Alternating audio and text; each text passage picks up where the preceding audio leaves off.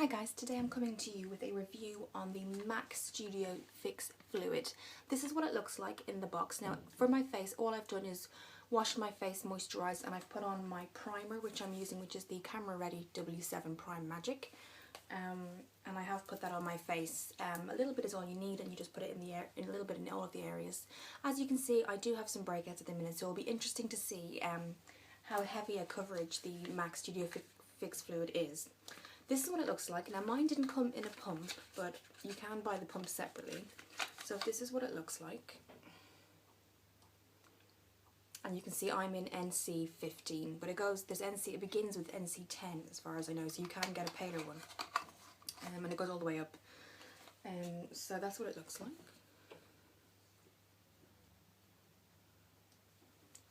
And this is a 30ml bottle as well. So as you can see, there isn't a pump, but I do have another MAC foundation, and that had a pump on it, so I will be putting that on, but for this tutorial I won't. So that's what it looks like in there. The only reason I prefer the pump is because then it's not so wasteful when you're pumping it out, as opposed to trying to dip it out onto your hand. So what I'm going to do is just use the back of my hand here, and we're just going to dab some out onto it. The good thing is it doesn't flow out like some foundations do, so it does stay where it's supposed to stay. Otherwise it will be quite messy. So what I'm going to do is start to dab that onto the face. So under the eye. You notice I'm not going right under the eye because I will use a separate concealer for that, and I'm just going to see how it covers some blemishes.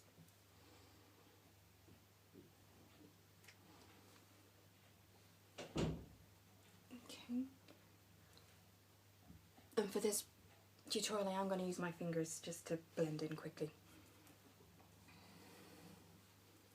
You could use a beauty blender or a brush if you wanted to, and you can see my nose area has redness to it as well. I haven't been very well lately, so that's why there hasn't been many videos. So we're going to just really start to blend that in with the warmth of our fingers. And I do think it's a good colour match. It'll be interesting to see if it covers the redness around my mouth and nose. And when I am trying the foundation for the first time, I do prefer my fingers to blending, because I think it gives you a really quick application, and the warmth of your fingers really helps blend in. And if you look here, there is a good colour match. I always test around the neck area because that's a real giveaway if it's too dark or too light. Now that's just the first application, and you can see there is still even some left on my hand there, so I feel that that is very light coverage currently, but that could be because I didn't put a lot on my hand the first time. So I'm going to go in again and just blend that out there. There it is again. And we're just going to go again just over the areas I feel that need extra coverage.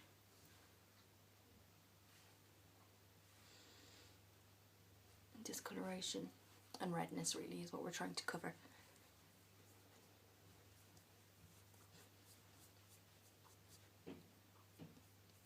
The good thing that I have to say already, I've nearly got two coats of this on, is that it doesn't feel like you're wearing any foundation. Sometimes when you have foundation, even if it's high end or low end, it feels heavy on your face. Even if it doesn't look it, you can feel that you have foundation on. With this, it feels like you're putting on a moisturiser. So it feels like it does soak into the skin, but it doesn't feel obvious, if you know what I mean. So it's I would say it would be very comfortable to wear throughout the day.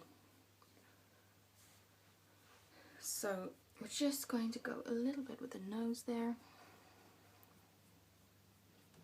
Now, what I will do as well is come back. It is now currently 12:10, so I will come back at about 7 just to see kind of how long it actually lasts, and let you guys know how long it lasts. I really do like the coverage you get. I feel like it looks very natural on the face, but also feels very light when you put it on, so you don't feel like you have a very heavy, cakey makeup, but it is buildable, so if you feel that one layer isn't enough, you definitely can put another layer on and it doesn't look cakey. It doesn't look like you've put a lot of makeup on at all, so that's really good. And it is quick drying as well. I can feel it's already setting, which is really good. And the price that I paid for this was £37, and I know it's 45.50 in euros, so €45.50. So it is expensive, and for that reason I think I would use it for special occasions, things like going out with my friends, or if there was a really important meeting I had to go to, something like that, I would use it. But I haven't finished my application because I still don't feel that it's even covered up. Maybe I was going to do my concealer under here and then just cover up some blemishes here, so we will do that now and then we will be right back. Okay, so we're back. I did go ahead and just do some eyeshadow and just finished my makeup application basically, as well as the powder. It'll be interesting to see how long this lasts throughout the day. It's, as I said before, it's around 12 now, so I'm going to come back about 7 o'clock and see how it stayed. When I look at it straight away, I do feel that it's a really good match for me. This is NC15, but again, as I said before, they do come in different colours and colour ranges obviously as well. They go a lot deeper. This again, as I said before, it was in the 30 something pounds range for the sterling, but in euro I think it goes up to 45. So for that reason it might be something that you use occasionally or for special occasions only, or if not, maybe it is an everyday makeup you could use as well. Given that it's a 30ml bottle, I think it would last a lot longer if you had a pump, because then it's very wasteful otherwise, because you may just pour out a little too much and then it's just it's obviously a waste. So you can get those separately, but I would have liked to seen, that's the only thing I think I have to say about it, is that I would have liked to seen the pump with it. Because again, you know, it helps you kind of make the makeup last. And there is an SPF 15 in it, just in case you were wondering. And it does say to shake it very well before use, which I did do. But again, just in terms of the coverage, looking at it straight away, I can see that it is a good colour match for my skin. And the really good thing about it, compared to other makeup brands or other makeup foundations that I've used, even with the ORCMA, which is a really good coverage, you do feel like you have makeup on and you can feel it's very heavy throughout the day. But I suppose that's why I'm trying these different ones. And this Fix Fluid is very creamy in the texture. It's almost like a moisturiser. So when it goes onto your skin, even though it sets really quickly, you don't have that tightness, or you don't feel like you're wearing makeup, which is really good as well. So I would definitely recommend that, but let's see towards the end of the day how I get on. I will let you know, and stay tuned. Hi guys, so it's been about 6 hours now, and I feel like for the most part the makeup has stayed on really, really well. I can start to see kind of around my nose area and this area, the chin area, that it is starting to come away. This has only been about 6 hours, so you would probably have to reapply, but all in all I do feel like it stayed on really well, otherwise around the face area, and it still doesn't feel like, sometimes I would get that smeary kind of dewy effect after a while, especially being in and outside, indoors and outdoors, and I haven't gotten that here. It does look a little bit shiny, just kind of in this area here, but I don't think overall that it's a very kind of big issue really. So I'm really happy with the product. I think I would use it on occasions where I'm going out or a special event.